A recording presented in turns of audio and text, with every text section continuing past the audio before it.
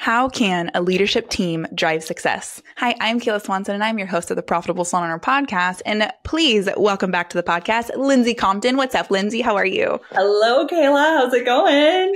So good. I was worried I was going to mess up your last name because Lindsay just got married a little over a month ago, and so her name just switched. And I've known her one way for so long, but it's really awesome. So congratulations, Lindsay, and so stoked for you. Thank you, Kayla. Yeah, formerly known as Lindsay Haney, now Lindsay Compton. Yay! Yeah, that's fun. Is it weird to like change your name like that? Is it weird to like just, do you feel like, is it flow off your mouth easily? It hasn't yet, but it does feel like a new era. Like I got a new vibe, a new energy, and it's saying goodbye to a past and hello to a new future. So yeah, I love the name change. Yeah. Wow. That's a good way to look at it. I love that. I remember because I was married before and I got divorced, and getting my name back to original was like, yeah, closing a chapter. Like I'm no longer that person. And I got to like kind of restart, even if it was going back to my original name. So anyway, enough about names. So Lindsay has owned her salon for 14 years. She also co-owns a med spa and in Austin, Minnesota. Austin, Minnesota. Nice. Sometimes so much going on in my brain. And I'm so stoked today because we are talking about leadership teams. So whether you are listening to this and you're like, I don't even know what a leadership team is, I don't know how it would benefit my salon, you have come to the right podcast because we are going to kind of lay it out for you and the benefits of having a leadership team. What are those guidelines and how to do it right? Because there is a lot of wrong ways to build your leadership team. So Lindsay, as we're starting to get into this, I really want to distinguish between, as we were talking before this, the difference between a manager and a leadership team. So what are the main differences? Because they are different.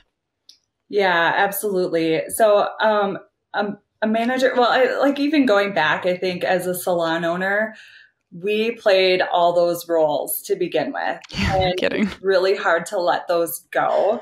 And I've learned over my career, like I used to do all of those things myself and I was exhausted and I didn't always do them great, and we often wear a badge of honor for how busy we are. And so I think when you bring it, a lot of mistake salon owners make is they bring in a manager and then they just dump all the things they don't want to do on a manager. And like, I don't enjoy this task. You take it. Yeah. And I think there's no there's no book to go to say what is a salon manager. And we've all kind of had to just create that ourselves. So what I've learned as most of us salon owners, we work behind the chair and it's a lot to get out from behind the chair. And the biggest lesson I have learned is giving different areas of expertise to people on my team that can do things they actually enjoy doing and do them way better than I ever did. And how that has scaled my business since I made that change. So to be clear, I never had a designated salon manager. I held one of those hats at all time.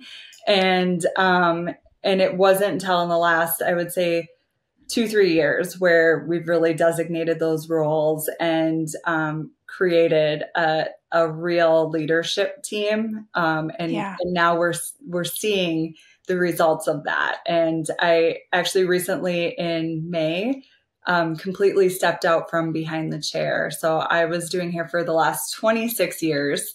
And and I have a team now and a leadership team that totally cheered me on to do That's so cool. So I think taking those steps and understanding what areas need that attention. Transfer.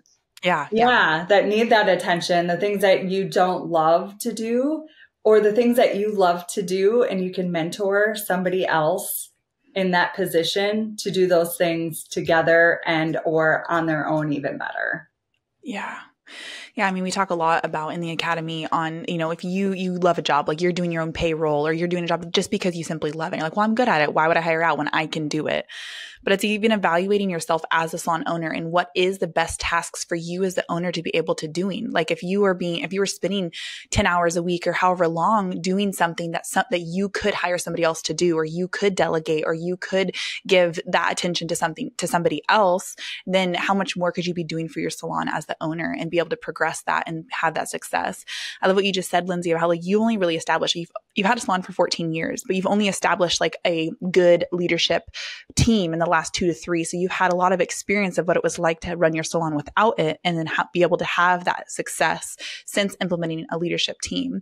So if you're listening to this, my hope and goal is that as we're talking about leadership teams and how to instill one and the benefits of it, and we've talked about leadership teams on the podcast before, because it is such an important part of getting out from behind the chair and getting and driving success in your salon, because realizing that there are people who can do things better.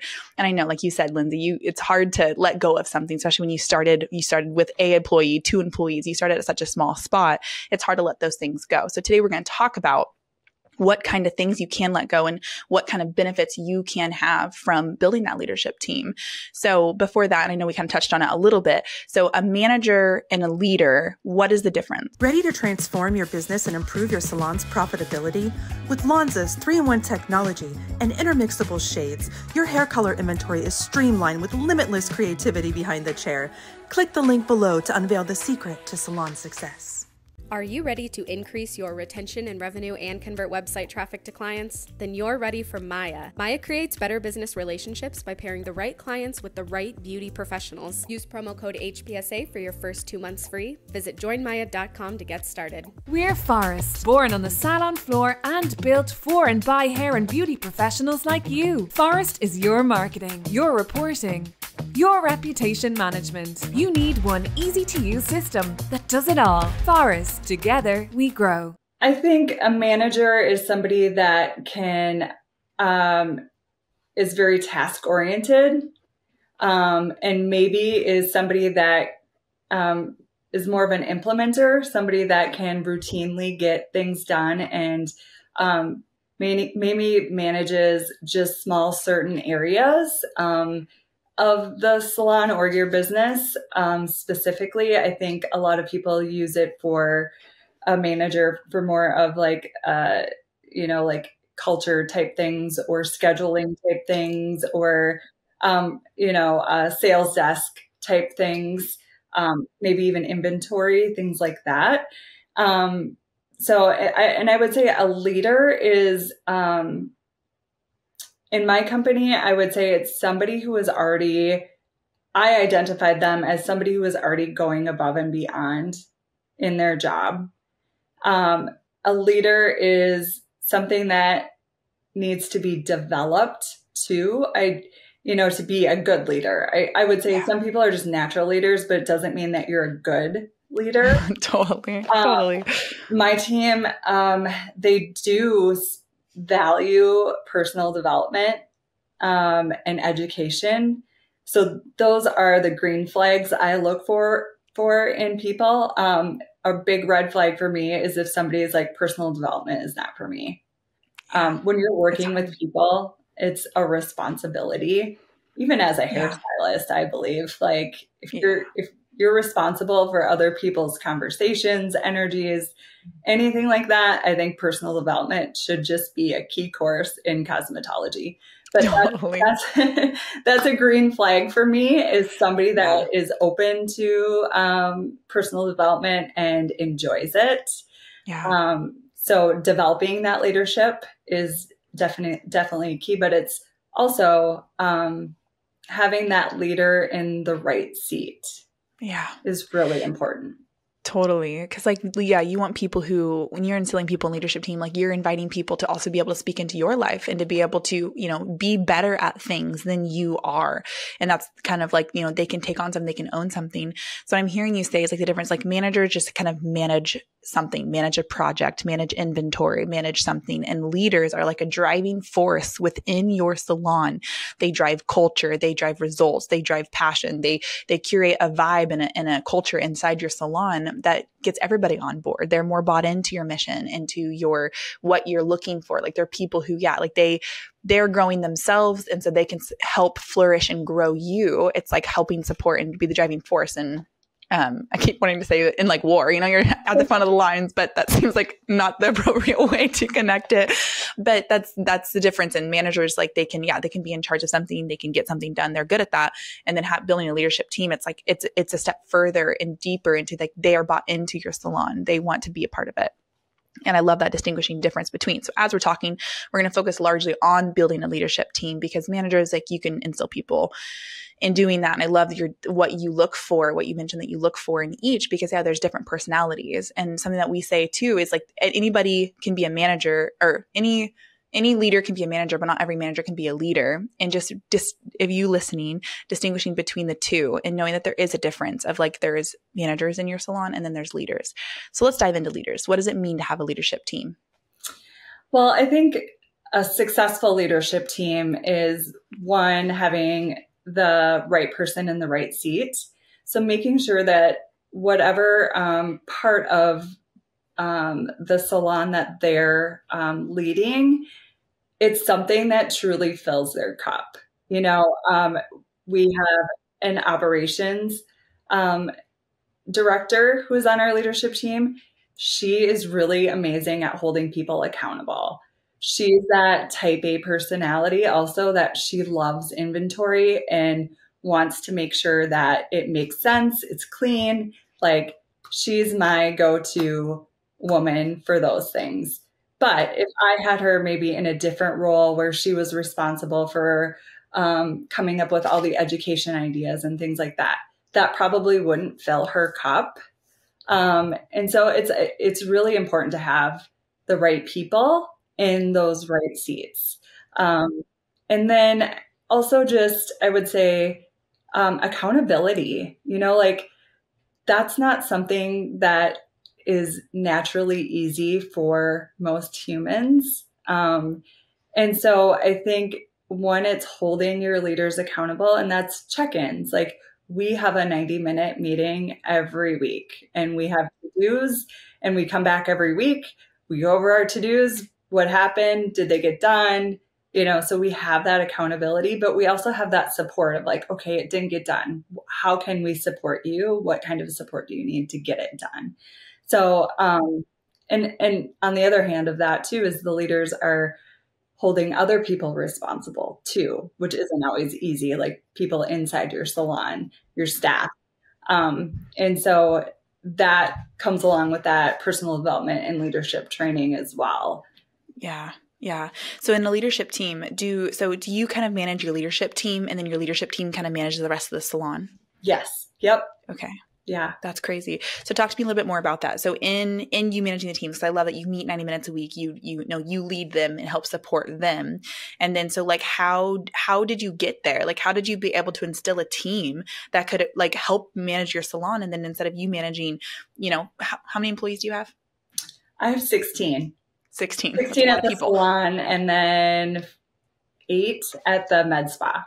Okay. So that's a lot of people to manage. We have a rule, Jason has a rule where it's like 7 to 1, like for every 7 employees to 1 person. So the minute you hire 8th person, it's time to start looking into building a leadership team, because that's just a lot of people to manage. It's a lot of different personalities, a lot of different lifestyles, a lot of different schedules, a lot of different incomes, levels, all those things to manage. And so being able to have people who you can empower to be in your leadership team that you trust, who are in the right seats, who are the right fit.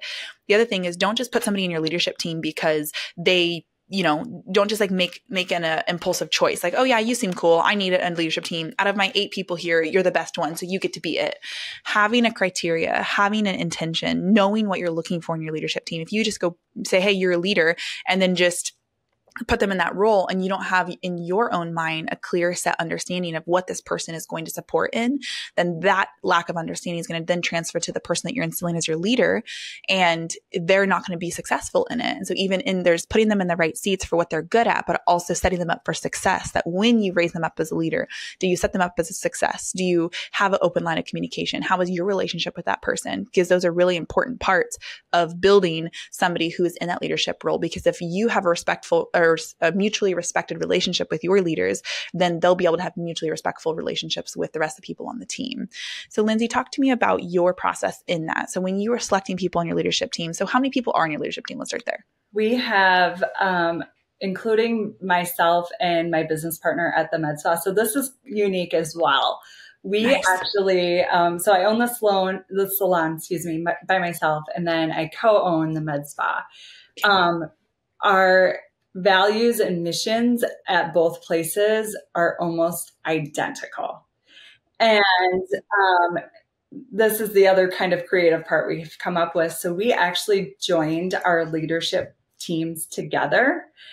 And, like when you talked about like having one person per 7 people, I feel like that might be more of a manager situation, but if you want to drive your business and scale it, I feel like this is what you truly need. And I think the other thing is that they need to help, or they need to really truly understand and believe in your vision. And what I will say from my experience is they've helped me make my vision even bigger. Yeah. So, at some point, most of us are so busy that we can only see where we're at right now. Yeah. And it's hard to project like that big vision. And I know that has always been a challenge of mine. Like I've never been the person that's like, oh, in 10 years, this is what I visualize, because of life's craziness. And you never know what's going to happen. Too unpredictable. And also it was like, is that something I can truly do by myself? Is that realistic? Yeah. So having those people on your team that have that vision that can help you make your vision bigger, or even see different potentials, I think really can scale your business in a faster way. And, creating that leadership team too, there's ebbs and flows. There's a lot of learns in that. Yeah. And, and just giving people the permission to say, you know what, I'm not in the right seat, and that's okay. And maybe this isn't for me, because you have to make sure that they also have the capacity to do extra. You might have a really high producing, busy stylist in your salon or service provider that maybe just wants a title. Like some people really just enjoy having that title, and that want to feel more important. Yeah.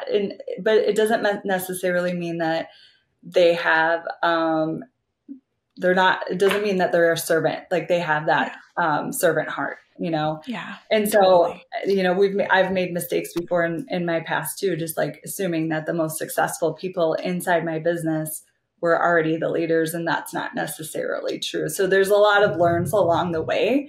And I think you just have to, that constant communication. I think people will create a leadership team and then maybe meet quarterly or something like that, or once a month. That's not enough. And it's just really not enough if you're really wanting to make things happen. Yeah. So in telling me about so that's great. That's really cool. And I love the experience that you've had in trial and error and having people who didn't work out and having to move people around, and then ultimately combining your leadership team with your med spa as well as your salon. What has been some of the best benefits and the biggest strides that you guys have made as a company since establishing your leadership team? Oh my gosh, there's so much. I used to be responsible for all of those things, especially inside the salon, coordinating the education. Now I have someone on my leadership team that does that for both spaces. She's a hairstylist, So it's taking her a lot of learning and things to help, really support the med spa, because she's not an esthetician. She's not a nurse injector. But she's open to learning and supporting and helping. And, we have somebody on our marketing team. So she's really in charge of helping to create content. We luckily have stylists in our salon and at the med spa, estheticians inside the med spa that are good at creating content, and she's able to grab that and coordinate it, but also help plan what we're going to do in the next couple months, what we're working on for promotions. And she's a hairstylist as well. So she's not somebody that went to school for marketing. That's not her. So we've also had, brought in other people to support her, to help her grow into that role. So I think, and there's always checking in, like, are you sure? Is this, how are you feeling? How are things going? How can we support you? Are you still, in the right seat? Are you the right person in the right seat? And so understanding that those check-ins, and that it's okay if you're not, so, our inventory, our director of operations has taken over our inventory. Our inventory had been a mess for a couple of years after switching software systems. That is not something that I enjoy doing. Like, I've been avoiding that like the plague, because for me to sit at a computer all day doing that tedious work does not fill my cup. Not your jam. No. And she loves it. Like she gets it done way faster. Like, all of these things are getting done way faster than I could do on my own, or just having a manager. So it's a lot to retain when you're carrying all these tasks. Yeah. So it's almost like a total different mind shift. It's like, doing inventory versus managing a schedule to managing the training. Like, it's a whole, it's a completely different hat in terms of, it's like a completely different world that you have to stay and keep track of. And, you got to meet all your deadlines, and you got to meet all the things that you need to do and accomplish to keep everything revolving, and having somebody sharing that mental load with other people that you trust that can support and do it better. I love what you said, is like, you don't enjoy that. And so she does it. Not only does she do it well, but she enjoys it. And it's something that she's really good at. And so something that you don't want to do or not good at, finding somebody who is good at that. I want to make sure that we touch on too, because I know if people are listening, they're like, well, I don't even have a team big enough that I can build a leadership team, or I don't even know what that looks like. I want to speak to those little voices of people being like, I'm not even in that place right now. I can't establish that. What does it look like if, say, those who are listening who have a smaller salon, and they're, where do they start to begin? Like, what's the beginning turning points of building that leadership team, or even moving towards it? I think it would be more or less the people that maybe at your team meetings, the people that are bringing the solutions, like the solution-minded people on your team. I think we've all had the experience of that one or two people that show up to the team meeting with all the problems, but they never have solutions. So just pay attention to those solution-minded people that are on your team. And I think even I'm thinking back earlier on in my career, maybe even before I was a salon owner, and being a salon owner too, in different situations, like being tapped on the shoulder and somebody acknowledging you and saying, I see this in you. Is this something that you would be interested in? And starting out with small little things that they'd volunteer to do themselves or take on themselves, before you even talk about compensation, because, if it's something they enjoy doing and then they start doing really well on it and they want to do more. And then it's once you start with that, it's creating, and you realize this is the person I want this role for, is creating those clear expectations of what that role is. And, as much as we would love to have everything done for free because they just love our salon and really love you and they really want to work for you, you do have to compensate and there has to be a clear compensation for their time. I always think of like, oh, how would I ever afford this? But I know for me, anytime I've invested something into my company, there's been growth. And even just stepping away from the chair, there was that fear of what my income brought to the salon, that revenue.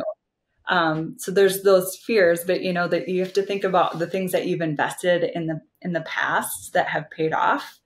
And it's also a great way to create another career path, and vision for your team. So if you have a, level 5 hairstylist that maybe doesn't want to work behind the chair for his or her whole life, like they want to have other opportunities.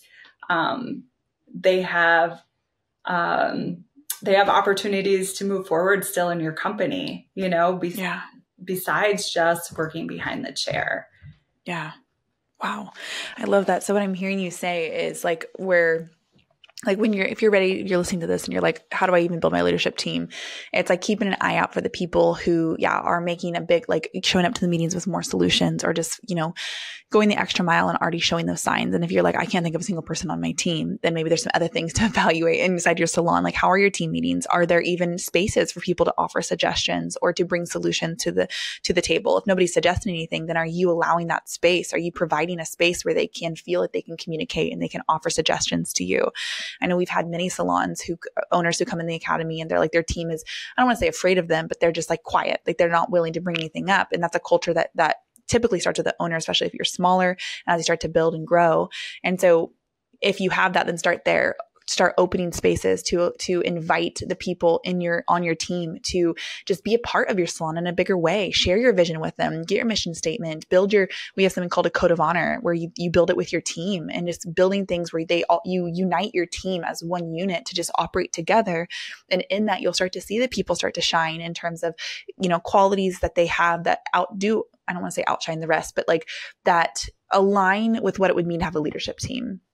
Then when you find those people that are just, they have the servant's heart, or, they are asking more questions and they're just more bought in. They're almost asking the questions because their brain is more interested in going further. Because I love what you said, Lindsay, is like not even the stylists inside of your salon or the service providers inside your salon. Maybe they don't want to, be behind the chair their whole life too. And there's more opportunities. And if people even knew that was a possibility, that was something that you were looking towards trying to grow in your salon, trying to build that leadership team, and then inviting them to be a part of that. So think of some ideas. If you're listening to this, think of some things that are on your plate that you could, like those little things that you could pass off and ask somebody to do, and start getting those moving. When you have some people in your mind, if you're thinking of anybody in your salon right now, like, you know what, I've noticed this with that person, or they have supported me in the past, or I had a project and they did this, and you have someone in mind, give them a couple more things and just be like, hey, would you be interested in supporting me with this? And giving them a supporting role in something that you're doing, and then working into because not that it's impossible to do if you actually, Lindsay, I'd love to know about this. Have you ever put somebody as a leader in your team and then I know it's an open space and they can say, hey, this isn't a good fit for me. What does it look like to have a leader and then just say, okay, this isn't a good fit for you? How do you then transition that? Yeah. And it has happened in the past. And I think it's starting with being open, like, hey, if you're not in the right seat, it's also discussing that with your leadership team. And, we actually have voted, like, is this person in the right seat? Do they have the capacity? Do they actually want to do it? Do they have the knowledge to actually do that role? And, it can be like, do they have the capacity? Maybe they do. Do they have the knowledge? Do we know if they have the knowledge? Is it a desire? Is it something they truly want to do? And if at least if two of those three things don't line up, they're probably not a match.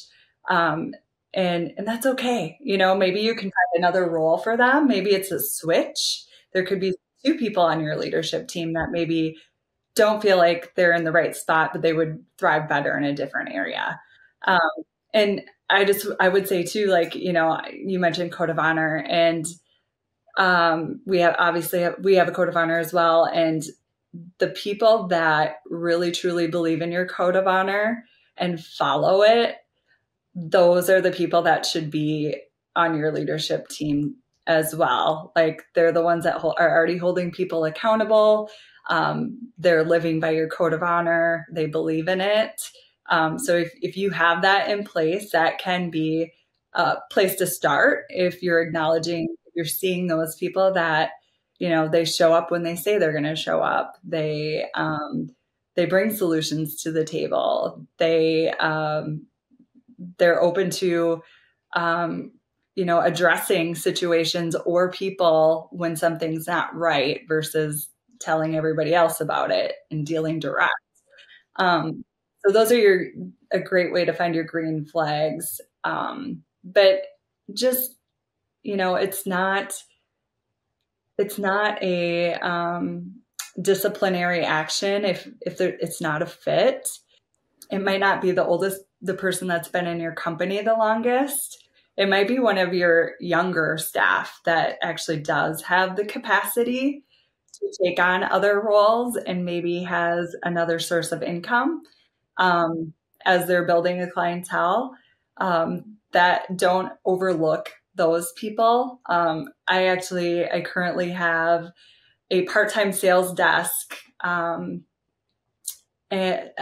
soon-to-be stylist. She's in cosmetology school. I see her as being a leader someday. She's been to High Performance and she's only in cosmetology school. Like she wanted to go. She wanted to go. We just had a cutting class with Chris Barron. She wanted to go. I know that at that age, still in cosmetology school, I would have been way intimidated to go to a cutting class with Chris Barron. But no kidding. So like starting to acknowledge the people that are in your business that are future leaders. And there's ways that you can help develop them into those roles as well. So it's not always like the person that's been with you the longest. And it's not always the most successful person in your business. And sometimes it might be bringing in somebody from outside your business as well. Or finding other people outside your business that can support your leaders in your salon. Wherever you land on, whether you have a leadership team already, or you've never even heard of them, maybe you think you're too small. I can also almost hear your little voices being like, well, what if I instill somebody in my leadership team and then it doesn't work out. So then they leave my salon and they're a top producer or they bring income. And I know that like, it's been a big struggle to find people. And so if that's your little voice getting in the way, then like, I totally get that. And I totally get how that could make me like, well, I don't want to put somebody and like give somebody more responsibility and not work out and then they leave. But realize that in like allowing other people to take over responsibility that you now hold, you'll be able to expand and even be able to experience what it's like having less hats to wear, having more space in your brain because other people are supporting in that. And that's having a mindset as a salon owner that you want to have support and you want to build a leadership team and make that a part of your culture and make that a part of something you're driving for in your meetings, in how you look at your staff, in how you hire in the first place. Like being like, keeping that in mind is like you're interviewing with somebody, be like, man, what signs am I already seeing? What like realizing that you are wanting to build careers for your team also. You don't have a salon if you don't have a team because you want to grow more. You got to level up your team, both in the service that they provide and in who they are as people. And like I love you talked about like that personal development, people who are willing to grow and they want to make more income and maybe they don't want to be behind the chair, and opening yourself up to realizing that people want a place that they belong and that they can grow. And if they feel like they're not growing anymore, then they are going to leave. If they don't feel like there's a space for them to exercise more in them. Like some people got into hair, but that's maybe not all they want to do. And they have other talents or other passions or other things that they can supply or support you in your salon. So having an open mind that when you're in the essence of owning your salon, that with your team, being able to empower them to, take on other things. And then I want to finish up with some mistakes that a lot of people make, because I know in your experience, and you've made your own mistakes, Lindsay, and you've seen a lot of mistakes in other people in the academy, things like that, and mistakes that people make in instilling a leadership team and maybe moving too fast or maybe overlooking things that they shouldn't. And I know you mentioned earlier, like not compensating them well. So let's dive out as we kind of wrap this up. What are some common mistakes that you see happening with people instilling their leadership teams, or even some that you've made yourself? I think clear communication and clear agreements. Like I said, most of us salon owners were really successful hairstylists that opened a salon and were busy doing everything, and so busy that you can't really, some of us at one point couldn't even write down all the things that we did in a day or in a week and that we're responsible for. So I think it's just starting small and doing check-ins, but making it clear so that the person that's in that role knows how to be successful. And I think too, just being very specific, and understanding the people that you're working with. I have people on my leadership team that they're not the outside of the box thinkers, but they can get things done. And so you have to be more specific about exactly what your expectations and wants are. And then I have people on my leadership team that are outside of the box thinkers and can come up with a way cooler idea than I even thought of. So it's truly understanding, what they need from you and what you need from them to be successful. And then having that clear compensation plan. So we originally started with people that just wanted to be a part of it. And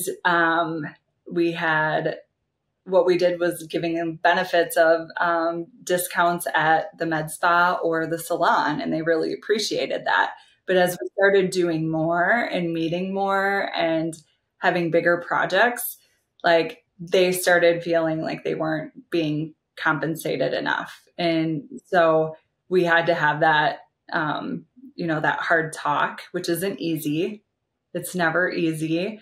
And figuring out what was going to work best for everybody and realizing that it's an investment into your business. So you're going to have to figure out how that works in your budget. But if you have a leadership team, you should see it should compensate itself. You should be seeing increases in your revenue. You should be seeing increases in most of your KPIs. And that's really where you want to see it.